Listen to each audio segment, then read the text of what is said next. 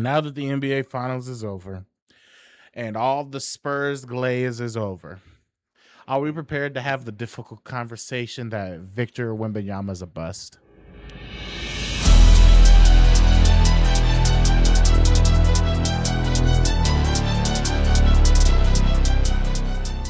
Yo, what's good, everybody? Thank you for clocking in to the On Shift podcast.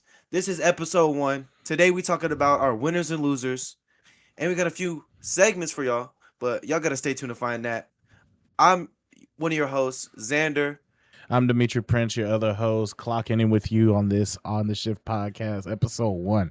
I'm so excited to get this conversation out there. I've been waiting all week to record this. I know you've been nervous about this today, trying to procrastinate yourself out of this, but we're going to do this for the people. We men for the people. For the people. Just a little behind the scenes, today, this is our first podcast. The reason why we started On Shift, we just two guys we talking at work all the time. Every coworker's like, man, y'all should start a podcast. We're like, they joking. They probably not really want to let's just do it. Let's give them a podcast. We just want to talk like you talk at work. So that's what we here for. So if you want that vibe, stay a while. Hit the subscribe button, turn the notifications on, hit like on the video, and watch the whole thing. Yeah, let's do it. Let's get right into it. So let's get right into it. I'll start off first. Okay. I'll go. We're gonna start off with our winners. Okay. Let's start it bright and cheery. How about this? I'll let you go first. What's your first winner today?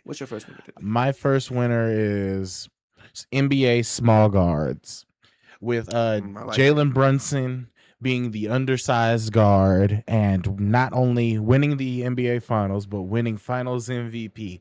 It has to give you hope that there's a chance for you to still fit in this tall league.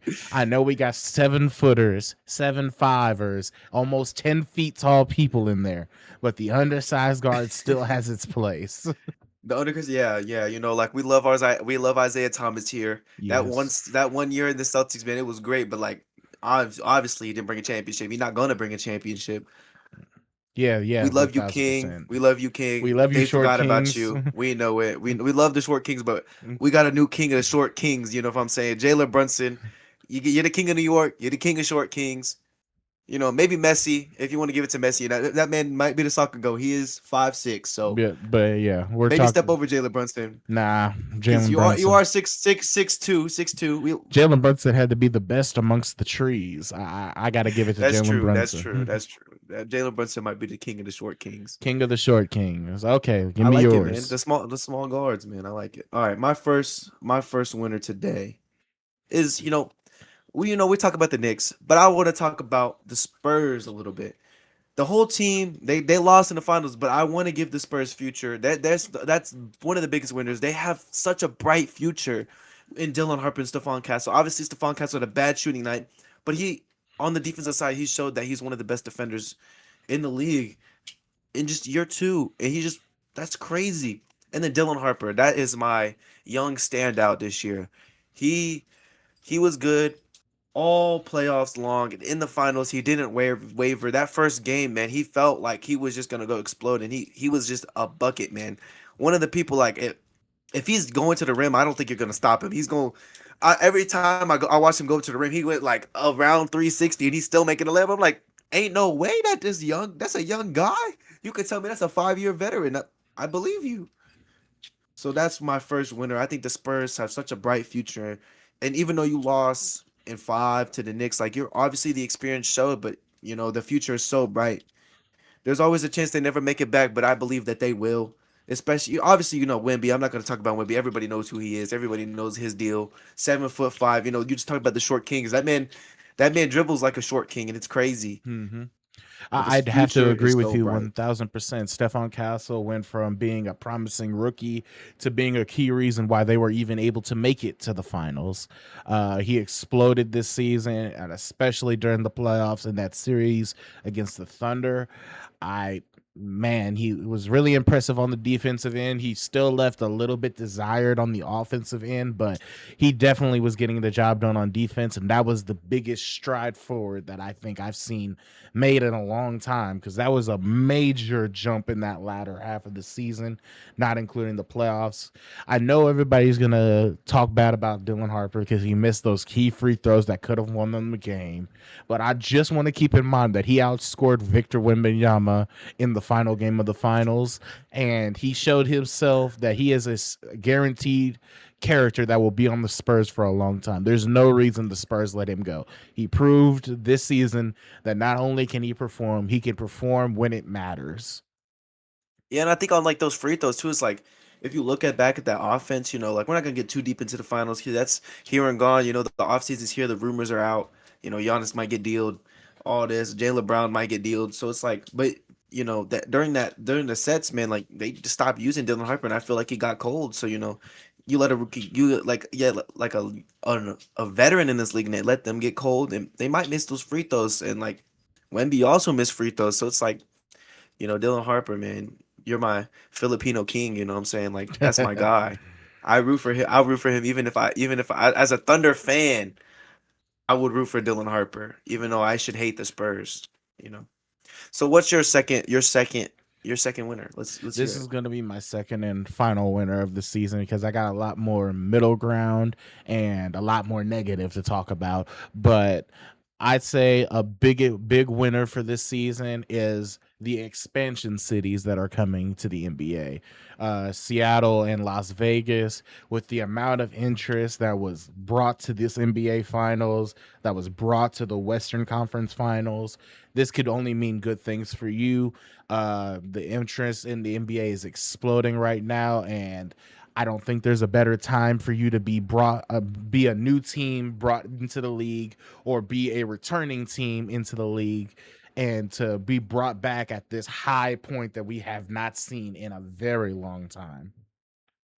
Yeah, and to add to that, I think another good reason that it's very good for them, like teams are so deep nowadays. Like you, maybe not like as deep as people would want for same teams, but like the Thunder or like the Knicks, for example, they go deep into their roster. Like they play so many players, so like there's so many good players in this league, and maybe a player like an AJ Mitchell is not going to get chosen, but somebody like that maybe hasn't taken that step yet might be able to get on one of these expansion teams and explode and become some different level that they wouldn't have been able to come on a team that has established stars already, and them going to get a high draft pick.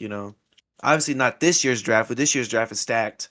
We'll have more coverage on that when it gets closer to the draft. But the draft's gonna get deeper and deeper. Like basketball is improving so fast and so rapidly. Like some of these, you're gonna be able to choose some of these young guys, and they're gonna explode, and they're gonna be able to do stuff like you might get a chance at another Wemby, which is unlikely, but you never know. You never know. I mean, I'm excited for the expansion draft. I cannot wait to see which teams get gutted of most of their talent. They're most likely going to be good teams that are gutted. I would say the deeper side of the bench of the Thunder, the Knicks are prime spots to try to grab people, because you can only save 8 people during an expansion draft. But I'm super excited for that. They're automatically going to be able to compete based off of that if they make the right moves. Not to mention, expansion teams are all but guaranteed a pick between top 4 and 6. There has not been one higher than that in NBA history. So I'm super excited about the expansion. I know it's not for another year and a half, but I'm super excited about that. And I think that's a win for this year. Yeah, I get it. All right, so my second winner this year is Mike Brown. Obviously, they just won a championship, but being able to come into the season, doubted because, I'll get into him more later because he's one of my losers. Is Tom Thibodeau is like, this team just made it to the Eastern Conference Finals. They get rid of their coach. So like, what's the chemistry look like? And this is the same team. So can you come in and do some different things? Cat was one of those people that had some questions. He was like, I still don't know where I fit in the system. And that's a Mike Brown problem. It's like, well, as a coach, you should have these players knowing what they want, that what they need to do and what they are supposed to do. And it's like that question is, and then we seen during the season, it's like this Knicks team doesn't look like they do now. And it's like he's still trying stuff. And at the end of the season, you're like, you should have your rotations down. You should have your guys. And he's still trying new things. It's like, does he know what's gonna happen? And he did, man. This Knicks team, they came into the finals ready to go. And before that, they won what 13 straight. That's impressive. And their two losses, they come into this they after they finish the finals, they win in five. They lost by a combined 6 points total in their three losses this year in the playoffs. 6 points. They lost to two game winners from CJ McCollum. And after that last game winner, CJ McCollum, they didn't slow down. And they couldn't miss. And the rotations were great. Cat finally figured out where he's supposed to be, and that he became that facilitator that looked great. And that's also my third winner. We're gonna talk about Cat a little bit real quick. Cat, man, he came in to this Knicks team. It's like, oh, one of their biggest problems is like, oh, you have Jalen when you play Jalen Brunson and Cat at the same time, which you're going to do because they're two of your best players, maybe your two best players. It's like, oh, you have two holes on your defense, and obviously Mikal Bridges and OG Anunoby are great defenders, great wing defenders, and if you play Mitchell Robinson instead of one of those wings, or you play Mitchell Robinson of like Jalen Brunson, you go bigger. You know, sure that maybe plugs a little bit. That maybe you maybe see flashbacks of that Rudy Gobert Cat defense that had Cat playing such good defense. But no offense to Mitchell Robinson, he's a great shot blocker, but he's no Rudy Gobert. Yeah, but he set them up. Yeah, I agree. Karl Anthony Towns took a major stride in defense. Cat went from the empty stats guy to an NBA champion. I mean, the tremendous jump on defense, in leadership, in distributing of the ball. He may not have put on the normal performance of points in the latter part of the NBA Finals, but in the first two games, he was a key part of them being able to win those games. Yeah, I definitely agree, man. Like that defense, like I said, like you said, took a big jump, man. Like he became one of those guys that he could probably back your defense. Like he will be a great rim protector. And he did. There was a few crucial blocks in that last game where it's like, wow, if you're not there, if Cat's not there, he doesn't get that block or he doesn't score that, you don't win the NBA Finals. Like him attacking Wemby, just unfearful, unlike what Chet Holmgren did. It proved very good. So let's stop talking about the winners. Okay. And we got to get a little bit of the negative. So who is your first loser of the season? I'm not gonna start with loser. I'm gonna go to the middle ground. They're not winners in my eyes, but they're not losers. I only have one team that I think qualifies for that. I believe the Oklahoma City Thunder qualify in that middle ground. They had the best record in the NBA despite being injured the entire season, making it to the NBA Western Conference Finals and taking the San Antonio Spurs to Game 7 while still being hurt. I believe you can't really take away any positives or negatives for the season because the positive would have been to go back to the finals, if not win the finals. And the negative would have been not making the playoffs. But they made that crisp middle ground. They had every chance to make their way to the finals this year. They just came a little short, and I do believe those injuries were the exact reason why it happened. I can go into depth on what could have changed within the game with the personnel that they had that could have won them the game, but I definitely say Joe Williams and AJ Mitchell being on the court would have been the catalyst for them to win that series in general. Yeah, I definitely agree. Like, it's a win of a season because you do make it to Game 7 with injuries and but you kind of lose because like if Jalen Williams is healthy, like if you had a healthy Jalen Williams because he does come back, but he does re-injure himself. Like if he doesn't re-injure himself, you have a very good chance to go back to the NBA Finals and maybe win it. We don't know what that Knicks matchup looks like, especially how we've never seen the Thunder against this high-powered Knicks offense that they were able to get to in the finals and leading to the finals. But it's not like a loss because you're injured, so you don't make it to finals. You don't win another finals, and that's due to injury. And you came this close to doing it even with the injury. So I definitely agree. You know what? Speaking of injuries, I think another team that you can get to the middle ground for, but for different reasons, not because of the injuries and not because of that, but is the Boston Celtics. I feel like the Boston Celtics is another, like, I don't know if they're a winner or a loser because, at the beginning of the season, Jason Tatum is out. You're like, oh, Mhm. this is a rebuild, not maybe not a rebuild year, but a year we're gonna take down a little bit. We're gonna maybe get a good pick in the draft, especially with the amount of talent. Maybe get a new guard. Maybe you get a new. There's plenty of good players in this draft. You got Darius Acuff, Cam Boozer, AJ DeBonza. You're not gonna get AJ DeBonza because you're not gonna get the number one pick, but you never know. Mhm. And they come in and they do very well. They make it to they make it to the playoffs, and then they become a favorite, especially when Jason Tatum comes back and looks like Jason Tatum. But then I think where you come lost in that, you do become a favorite coming out of the East, and then you lose in seven to the 76ers team, and it's like, man, we had no expectations, and then you have a bunch of expectations. So it's like it's kind of that middle-ish ground where it's like at the beginning of the season you're not really slated to win nothing, but then at the end of the season it's like, oh, they could win and be a contender to win the finals. So Not the it's Thunder. The Celtics 1000% are the ones that belong in the middle ground. No expectations going into this year. Jason Tatum being out was a key piece of why everybody expected him to miss the playoffs in general. Jalen Brown stepping up and making it so that way they had a secured spot at the finals when Jason Tatum came back. Made everyone believe that the Celtics were a favorite in the East, but it was very clear if you watch that series that Jason Tatum was not all the way back yet.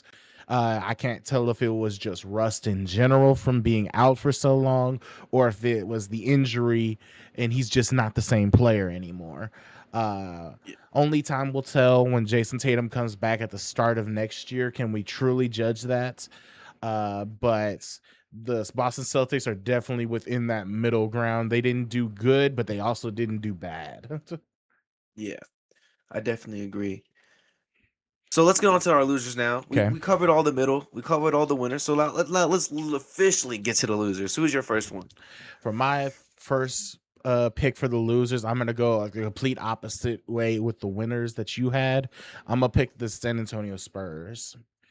I'm gonna pick the San Antonio Spurs because of the decisions that they made in order to make themselves contenders, falling short. AKA, I'm talking about De'Aaron Fox, a player that's making $220 million, who was brought in to be your number two to Victor Wembanyama, who played like a average six man coming off the bench the entire finals in the entire Western Conference finals. I don't believe that I believe the Spurs are actively losing the longer they keep him on, because I believe he is one of the key reasons that held them back from winning that said finals. Key mistakes, for instance, game 4, where he took the shot up against OG Anunoby, one of the best defenders on the Knicks, and instead of running the ball out like everybody with basic basketball IQ would know what to do, he decides to go for a shot. And I believe he just is a key reason why they lost. I believe if he runs the clock out, the Knicks still can win that game, but he definitely takes away 2 seconds off that clock, and then there is no ability for a second chance shot that Jalen Brunson was clearly scheming up in his head when he took that really quick shot against Victor Wembanyama, taking that out in game 4. But yeah, De'Aaron Fox is my big loser. I think he is my number one loser right now. Yeah, I definitely agree. Especially that contract. It just gets bigger and bigger the longer he gets on the team, and that's hard. And like if you like, oh, you could just move from the money, just trade him away. But it's like, you, who's gonna want to take De'Aaron Fox, especially after the performance he had in the finals? Like I get he's coming off injury, but it's like, I mean, I can see where he's coming from with the shot, but it's still not a good shot. Like I get you're the fastest player in the league. You think you're gonna get there, but you're injured. You're not gonna take that up. And like obviously he had a few bright moments. Like obviously in game 3 he hit that clutch mid-range jumper to secure their win, but then he tries that the second time and he just misses. Yeah, And time after time it's like Dylan Harper's performing better, Stephon Castle's performing better, and that's your young guards. mhm. He definitely was outperformed by Dylan Harper and Stephon Castle. Darren Fox finished game 5 with 5 points. insanely low production. The biggest takeaway I think the Spurs are going to be getting heat for is that they're paying superstar prices for average production.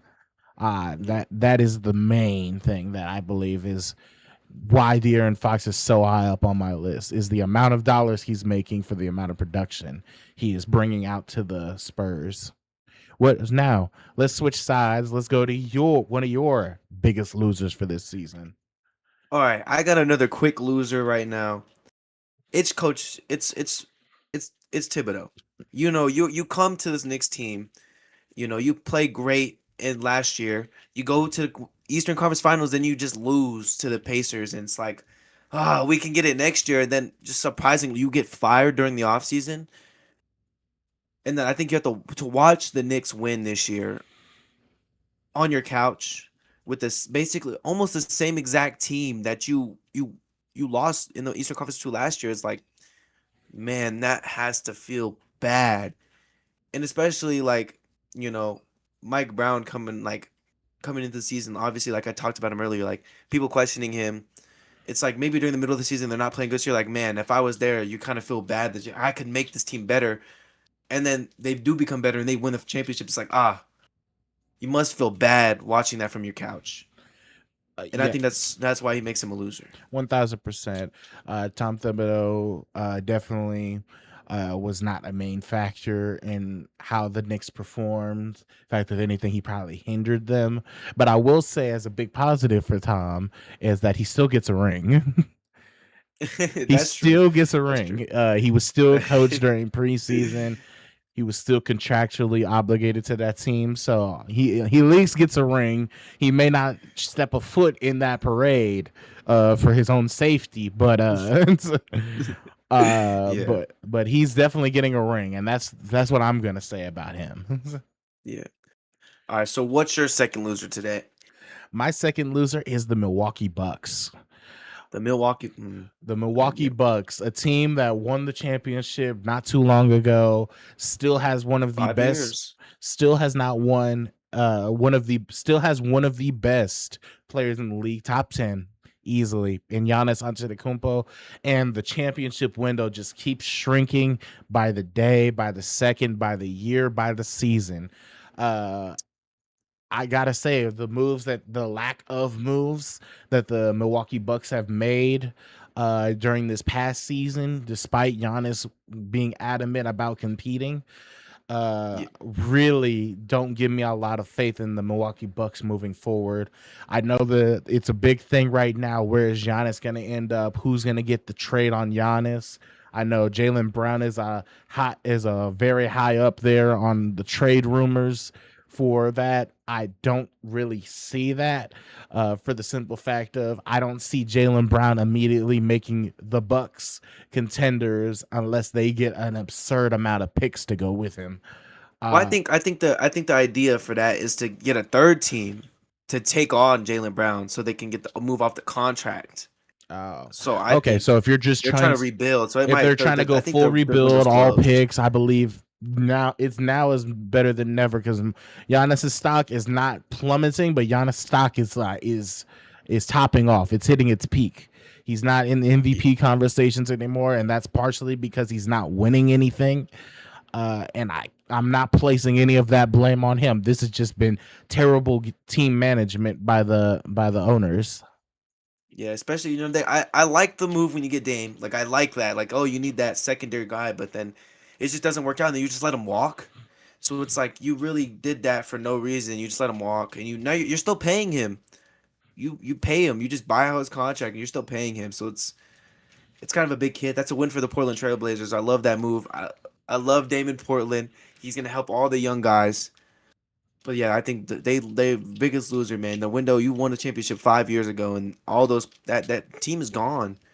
You know, and the window. I think the window's about to be slammed shut, Oh, one thousand especially if you percent. don't make any big moves this offseason if you want to keep Giannis. Mm-hmm. So then I'm gonna move on to Okay.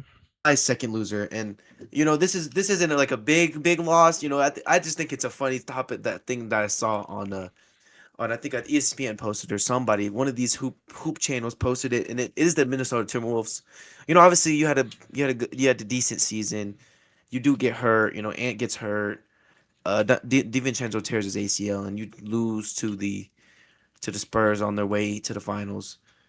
But just another Timberwolves player making a move and winning a championship. It's like you've seen it time after time. It's become parody at this point. You know, Cat just left your team and now he's an NBA champion. You're like, wow, why did we get rid of him? Same thing happened. Kevin Garnett leaves, wins a championship with Boston. Andrew Wiggins leaves, and now he was a champion in 2022. He was a key part to the Warriors winning that championship. Obviously, Steph Curry is the main reason, but you know he's a big reason too. It's just you keep seeing these players leave. You know, Jimmy Butler leaves your team. Helps drag y'all to the first playoffs in a while, and then he goes. He obviously he doesn't win a championship, but he's been to the finals twice since then, and y'all haven't even seen anything but the Western Conference Finals. But now, I just think that was a funny thing that I saw, and I think that makes y'all a little bit of a loser again. It's like, another guy we let go wins another championship. Yeah. Just keeping it on Butler for a second. Butler went from Minnesota to Philadelphia, where he was one bounce away from going to the NBA Finals. Then he proceeds to go to Yeah, Miami, goes to the finals twice, and now he's hurt. But that's still a major success that was on your team that you chose to let go. Uh, yes, it's been the narrative right now. I'm betting money at this point that if Ant ever decides to leave, he's gonna immediately win a championship. He'll probably do exactly, it somewhere exactly. outlandish, like on the Utah Jazz or something. Uh, Yeah, but Minnesota definitely, while they did have success this year and injuries were the main thing that held them back, I definitely believe that this is another year where you got to scratch your head and like, why did you let Cat go? I definitely believe if Cat performed the way he performed in the NBA Finals against uh, the Spurs, he could have definitely helped you being injured getting past the Spurs. They took a yeah, what 6 games in Minnesota. yeah. They took it to 6 games. They took that first game in San Antonio. Yeah, they Yeah, took it 6 games in Minnesota to beat an injured Minnesota team. If you don't deal Karl Anthony Towns, I wonder where you are exactly sitting right now.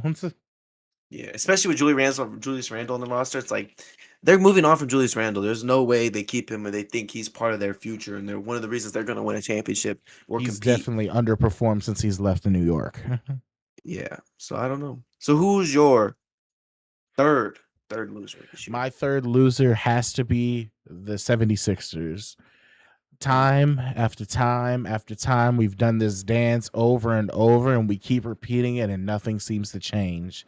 This 76ers dealt with injuries like they do every single time this time of the year, but were bailed out in the first round by a miraculously good performance from Paul George. I don't agree with the move of grabbing a washed Paul George at this stage in his career. I don't believe he is the person to help you win a championship. But in that first series, he got you out of that first round. He knows his way around the Eastern Conference. But it's the same old story with Joel Embiid every season he's hurt during the playoffs. He's hurt when you need him.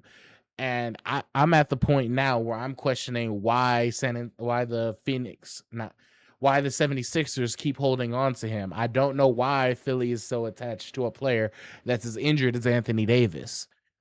Uh he has the same amount of skill as Anthony Davis, but he's never there when you need him to be.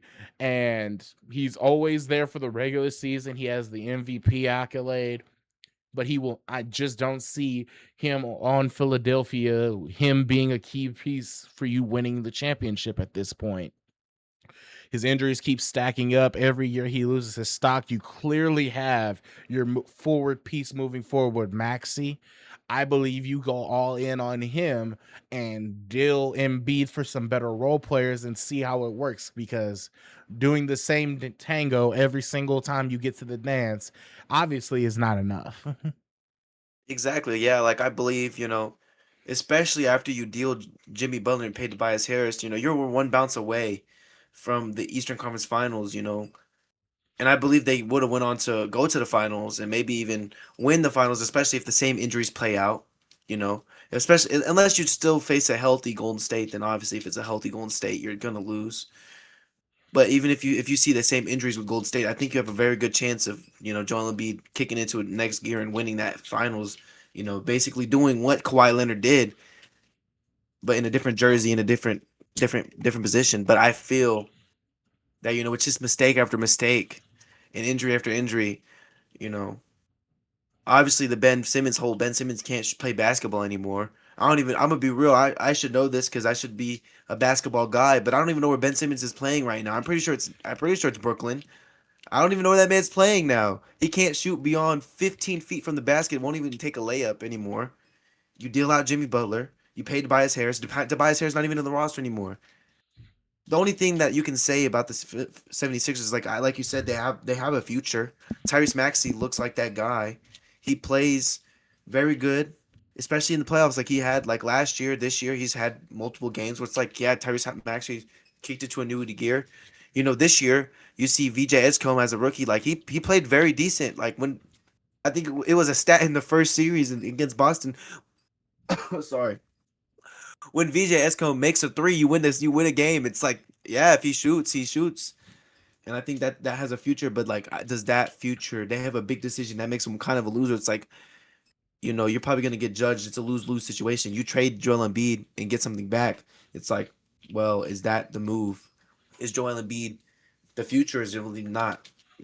I The believe, process is over. We're seeing it. yeah, the process is over. Joel Embiid is very clearly the past right now. Just for shits and giggles, I did look up where Ben Simmons is. He is currently unsigned as of He's last unsigned. season. Okay, He last that played for makes the Los sense. Angeles Clippers, The and Clippers. he is Okay, no longer playing anywhere. He did not play this that makes past sense. season. He probably in Shanghai. You know what I'm saying? Ni Somewhere. hao, He's as a Shaq would say. knee how exactly. But yeah, the 76ers have definitely been the team of disappointment. Philly fans deserve better than this from their management. Having an almost contender team and deciding not to run it back really just does not build confidence. But that's my final loser. Who's your loser? My final loser of the day is gonna be an easy one. It's the Cavs.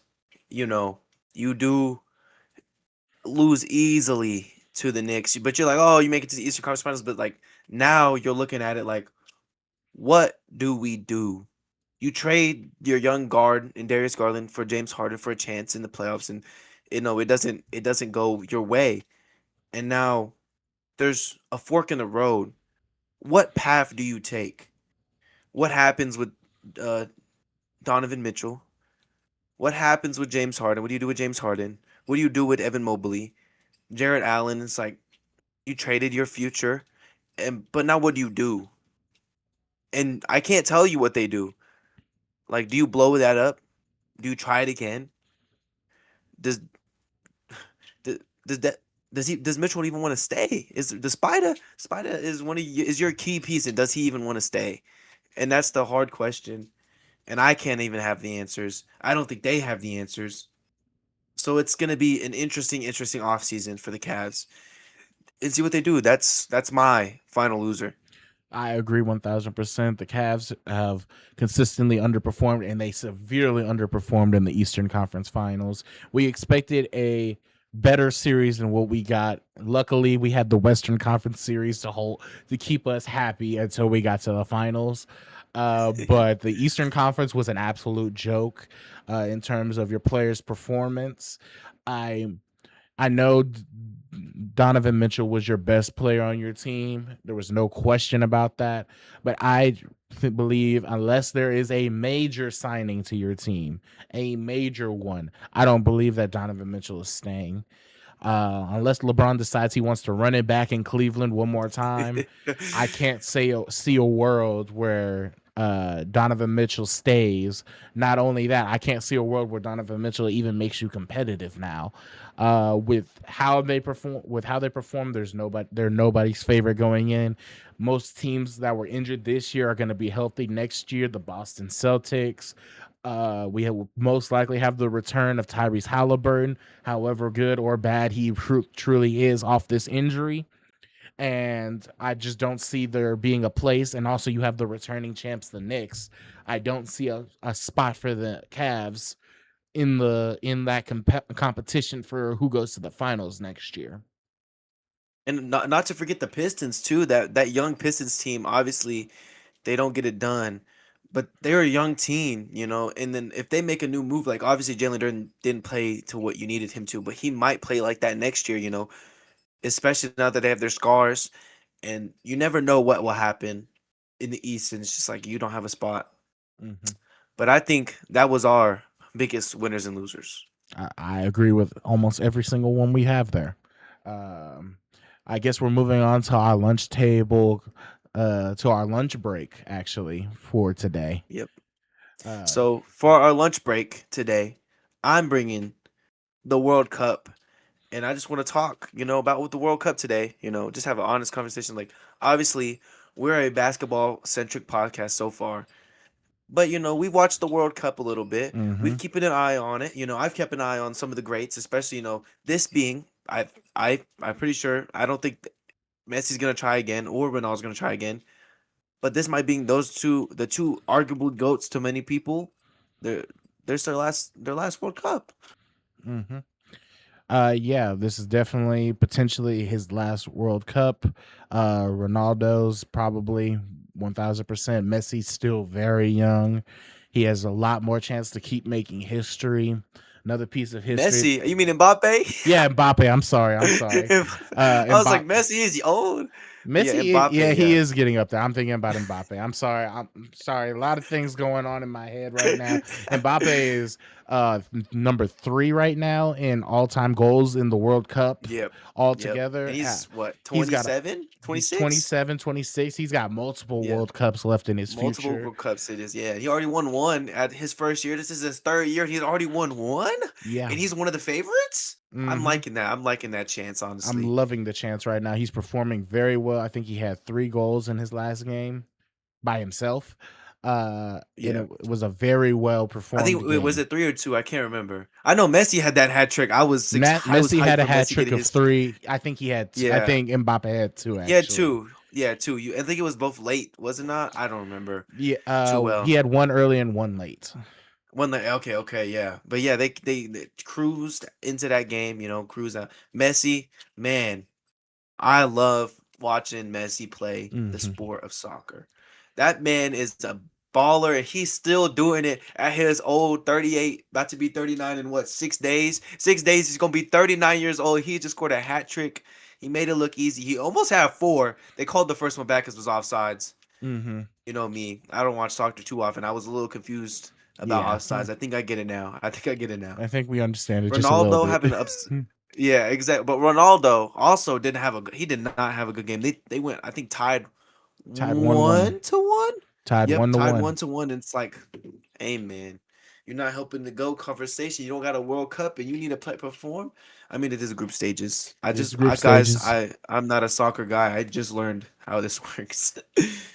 It was a very very lackluster performance for Ronaldo, someone who is also frequently brought up in the GOAT conversations. I think Messi has firmly taken that lead for right now, but Ronaldo's still chasing that ever elusive World Cup, and the performance that he had in that opening match did not build confidence for Ronaldo fans that he's going to continue to perform. I would like to point out that this is the first World Cup hosted by 3 countries.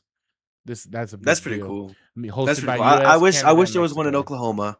I wish there was too. I would love to go to the. We don't have a stadium for it, and I'm like, I don't know if I want to go to Dallas to watch a Cup game. I probably should. Yeah, but I'm not. I'm kind of broke. I'm broke, and that's a long drive. Broke. That's only 3 hours. I think. I don't 4 know. hours. It's about 4 hours. Probably 4. 3 hours for me because I'm like 30 minutes from you. Yeah. But that I love the World Cup. It's been very entertaining. I'm ready to get to group stages, and yeah, I'm ready for this tournament. You know, especially tying. I want to see these free kicks. These free kicks got me nervous. Like the first time I watched soccer, guys. Don't come at me. Obviously, this is lunch break. This is not on shift soccer. We're not gonna have a. This is not the soccer branch over here. Mm-hmm. I watched the World Cup finale Mm-hmm. last time. It was Mbappe versus Messi. It was Argentina versus France, and those penalty kicks were nerve wracking because I wanted Messi to win, and obviously they got the job done. But I'm ready for the eliminator tournament. You know what I'm saying? Yeah, I'm ready for it to start getting to elimination. Hopefully the U.S. makes it, but we are bad at soccer. Is We are what somebody bad at told soccer. me. I mean, we do have a chance. We do have a lot of non-Americans on our team. We do have we do have a good chance. I hope so. I But hope that so too. was our lunch break. We got to clock back in. You know what I'm saying? Okay, we're clocking back in. Break's over. Now is my favorite section. It's time for the hot sauce section. Before he says it, guys, he's been talking about it all week. The hot sauce segment, I'm not supposed to know about it, and I don't know. We're both going to go for a ride. I hope I don't crash out here. You and the audience are definitely going to have a good time with this one. Okay, now that the NBA Finals is over and all the Spurs glaze is over, are we prepared to have the difficult conversation that Victor Wembanyama is a bust? Whoa. No. Bust is crazy. I'll let you let me hear your let me points elaborate. First. I'm not saying he's a traditional bust. Don't get me wrong. I know he's not a bust by default. He's already a defensive player of the year. I know that. But he's a non-traditional bust in my eyes. He came in with expectations above and beyond the ceiling above my head. And I don't believe he's going to reach those goals based off of and expectations based off of how he performed in the clutch, and not to mention how he chose to react to losing said finals. He said, "See you never." When the finals happens, when the finals press conference happened and stormed off. That leaves me a lot of questions. See you never, as in you'll never be back to the finals. See you never. Think it'll be one and done. Is it one and done? You only got one chance at the dance. I mean, that goes away for a lot of all-time great players. Westbrook, Chris Paul, a lot of big names have only been to the dance one time and have never made it back. I'm just going to go on a limb and say it. Wemby's a bust. I don't see him reaching the high expectations, especially when you have a 7'5" player that chooses to stand on the outside of the three-point line when he clearly can get the same wide open shot in the paint. And not to mention his point production fall off from the first to the fourth quarter on a consistent basis, as well as the fact of that Victor Wembanyama dang, I lost my train of thought. As well as the fact that I had a whole bunch of things in my head, but as well as the fact that Victor Wembanyama just seems to not know when to step up. He chose to not take a shot in the fourth quarter of the finals. I think he took 2 attempts and didn't make any. And you are down actively in that moment, and you're not taking those shots, and you're letting Stephon Castle, De'Aaron Fox take those shots. I believe that is a very big problem when you are the face of the franchise, thought to be the face of the league. What are your thoughts about that? Victor Wembanyama's a bust in my eyes. A bust. I mean, obviously, I don't agree in the traditional sense. Like, if you're just like an Anthony Bennett type of bust, like, oh, number 1 pick, and he doesn't really get out, but like he made a finals. That's very good, especially in your second, third year. You know, that's pretty good. I can see where you're coming from, especially if you're like if the ceiling that you think he should be is like all-time top 3, maybe even the GOAT in the end of it all. Coming to the finals and then losing in 5 is, like obviously, one of the people that in the GOAT debate right now is LeBron. He did that in 2007. He carried a team and then lost in the finals pretty handedly to the Spurs, ironically. But the difference I'm seeing is like the Spurs walking into this finals were heavy favorites. Not only that, everybody around there. Not only that, he had better pieces around him than LeBron did when he carried that team to the finals. LeBron carried a team of people. I'll ask the viewer right now. Name 3 people on that finals team without looking it up. I'm willing to It's bet you pretty can't hard. It's do pretty it. hard. It's But pretty when we hard. talk about the Knicks championship run, we're going to talk about Victor Wembanyama, and we're also going to talk about Stephon Castle and Dylan Harper and the atrocious gameplay from De'Aaron Fox. He was not there Yeah. alone, and I believe that's the key difference. Is that Victor Wembanyama had a championship level team? He just did not play at a championship level. I get it. I'm gonna disagree. I think he is young. That is where I'm gonna give him his grace. You know, obviously, you're gonna get your grace until you're not young anymore.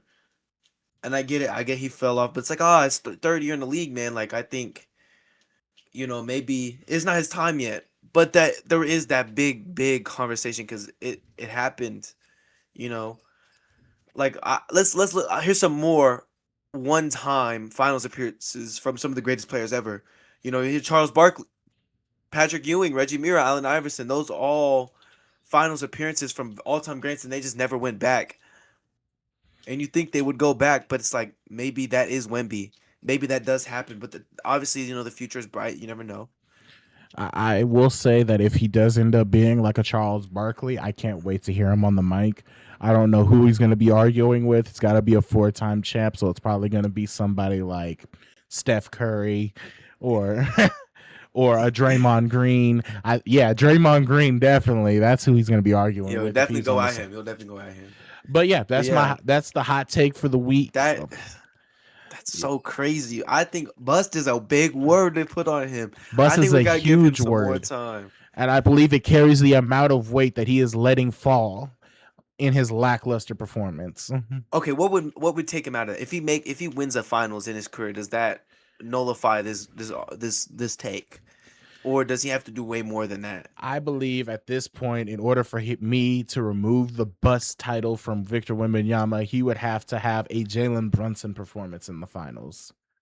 So just one good finals performance, and you're like, okay, maybe it was just the age I'll and give I'll the give you lack that of because Jalen experience. Brunson was a key factor for them winning every single game. I cannot say without a certain of a doubt that I can say with certainty that Victor Wembanyama let every single one of those losses go. That's 1000%. true. You For did the have the tallest pass to the person on the back. court that can get a wide open shot just from standing under the basket. For you to be everywhere else but under the basket, it doesn't make any sense to me because of how difficult you make it for them to get the easy go ahead bucket in the paint. There's no reason why you're out there trying to be Steph Curry.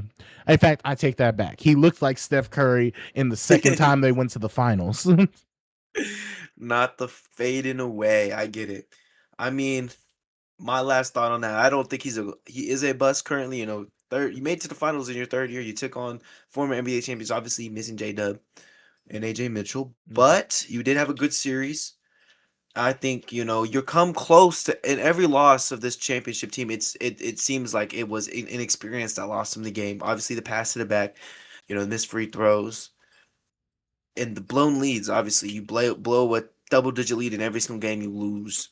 Every single game you had a double digit lead. Obviously, you win game 3, but past that, you lose a double digit lead every single game. Obviously, the biggest lead in finals history given up in making the Knicks win.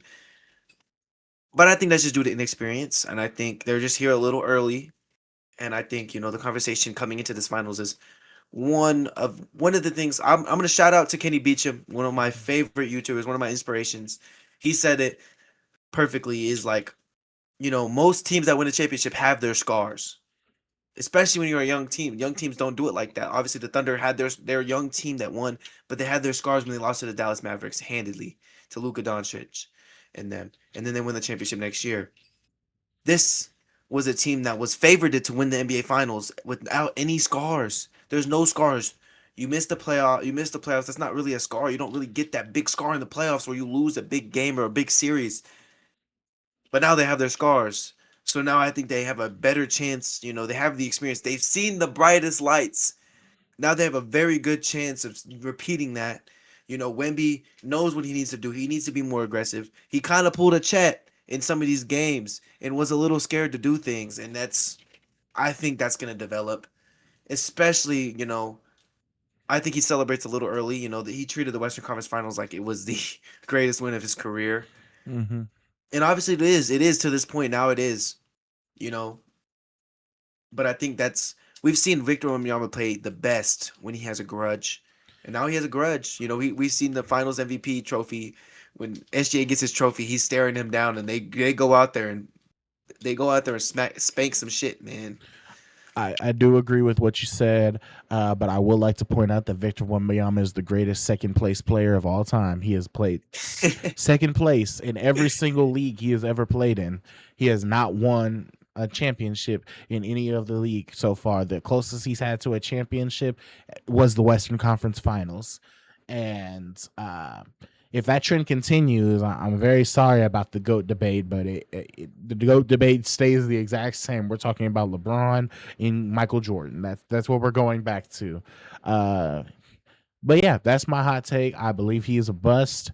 Only time will tell if I'm wrong, but I can only go based off what my eyes see right now.